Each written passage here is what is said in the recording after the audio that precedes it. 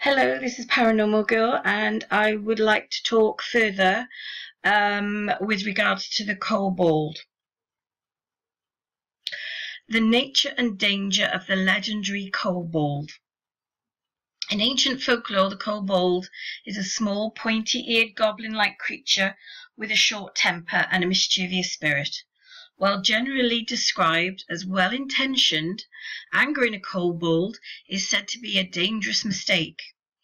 They are described as spirits that dwell among the living and can sometimes take the form of humans, elements, or animals depending on where they choose to make their home. What is most intriguing about the kobolds is not only their persistence in modern folklore, but the way in which they seem to transcend various provinces and faiths. Known in England as brownies and in France as goblins, in Belgium they're known as the caboteurs, and so on. Kobolds are still carefully considered and respected in Germanic culture. However, the kobold does not first come from Germany, but rather Greece. Though there is much deliberation over the origin of kobolds, it is believed that they descend from the ancient Greek kabaloi, a sprite-like creature often invoked by followers of god Dionysus and rogues. Even then, they were known as pranksters and tricksters, who simultaneously aided the god Dionysus in the Bacchant endeavours. But by the 13th century, the kobolds had been adopted by the German people, culminating in the final name kobold. The Germanic suffix "olt", eventually old, signifying the creature's supernatural origin.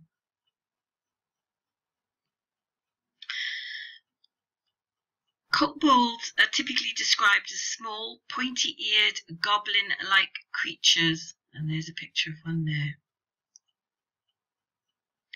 There are three known factions of the kobolds, each task-orientated and initially well-intentioned. The sighting of the kobolds are few and far between, and in part because they are said to complete tasks invisibly. Nevertheless, numerous people over the centuries have claimed to have seen the kobold, allowing a general description of their physicality and demeanour to be drawn. The most well-known circulated type of kobold in Germanic folklore is the domesticated helper, not unlike the English brownie or hobgoblin. In the past, this sect has been perceived as akin to the Roman idea of lares and the penates, familial household deities of protection. By choice, a household kobold picks a family with which to tie itself, and it offers its services in the dead of night by adding dirt to the family's milk jugs and sawdust to otherwise clean living quarters. The kobold tests the master of the house to see if he understands and knows the service being offered. If the master is smart, he will leave the sawdust and drink the dirty milk, signalling to the kobold that he'll accept his help and will treat it with respect by sharing a portion of his nightly supper. From then on, the kobold will serve the master's family until the last of the line dies or is otherwise insulted. However, tales of the dangers associated with insulting a kobold eventually led to the spirits being considered ill omens later in their mythology. One story, as written by a folklorist, Thomas Knightley, describes a kobold named Hodekin. Hodekin was insulted by a kitchen boy, and the head cook refused to punish him. In the dead of night, Hodekin beat the boy and tore him from limb to limb, adding him to the pot of food cooking in the hearth. The cook was then killed for chastising the kobold's behaviour.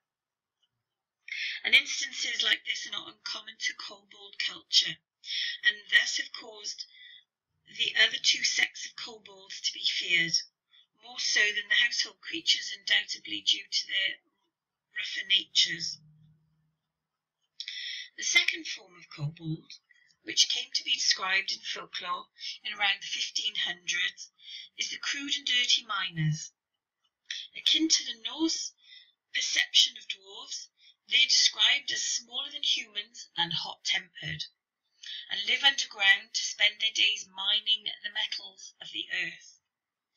Though probably the least friendly of the kobolds, legends say that they're more interested in what they find than anything else, and are generally indifferent towards humans.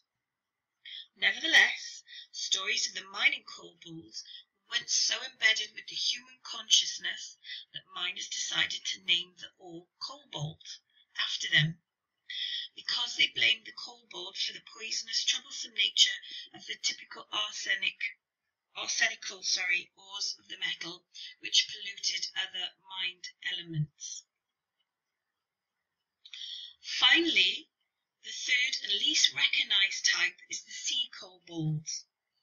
These kobolds have most often been recorded by the people of northern Germany and the Netherlands, signifying that they may have been inspired by the previous two factions and lumped in with the kobolds due to the physical and task similarities. Again, this group is similar to the household spirit, described as offering its protection and services to the captain and crew of the merchant or pirate ship.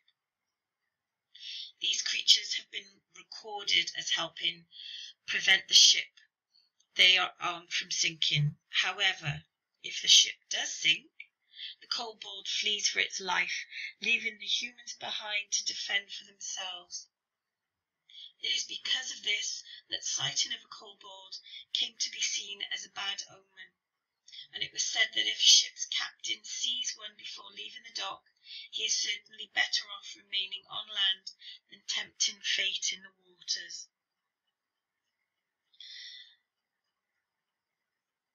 That the kobolds travelled so far in both time and space shows the deep respect of their culture, and reveals further the inexplicable bond of the human consciousness.